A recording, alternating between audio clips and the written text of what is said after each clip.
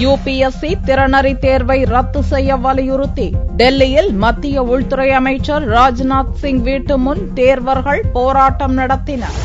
UPSC civil service தேர்வில் அறிமுகப்படுத்தப்பட்ட முதல்நிலை திறனறி தேர்வு ஆங்கிலம் படித்த மாணவர்களுக்கு சாதகமாக இருப்பதாகவும் தாய்மொழியில் படித்தவர்கள் எழுத முடியாத நிலை உள்ளதாகவும் கூறி இத்தேர்வை ரத்து செய்ய வலியுறுத்தி டெல்லியில் தொடர் போராட்டங்கள் நடந்து வருகிறது. இப்பிரச்சினை பார்லிமென்டிலும் எதிரொலித்து சபை நடவடிக்கைகள் பாதிக்கப்பட்டன.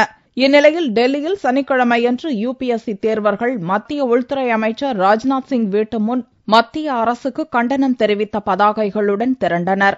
அப்போது யுபிஎஸ்சி முதல்நிலை திறனறி தேர்வை ரத்து செய்ய வலியுறுத்தி கோஷங்கள் எழுப்பினர். மாணவர்களை கலைந்து போகும்படி எச்சரித்தும் போராட்டக்காரர்கள் போலீசாருடன் தள்ளுமுள்ளுவில் ஈடுபட்டனர். இதையடுத்து போலீசார் தடியடி நடத்தி அவர்களை கலைத்தனர். இதில் 100க்கும் மேற்பட்டோர் காயமடைந்துள்ளதாக போராட்டக்காரர்கள் தரப்பில் தெரிவிக்கப்பட்டுள்ளது.